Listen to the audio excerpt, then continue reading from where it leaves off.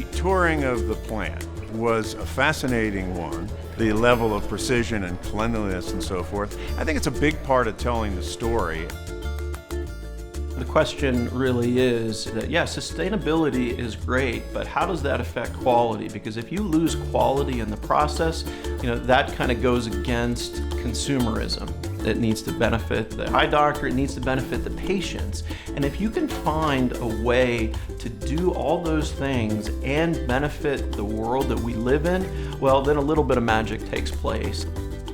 We understand that we need to, in addition to increase our profits, make sure that we're manufacturing high quality lenses, but in an environment that we are also saving our natural resources. When we have a consistent process, you're going to make sure that you have consistent results. So we review and analyze and observe the individual process throughout the manufacturing flow.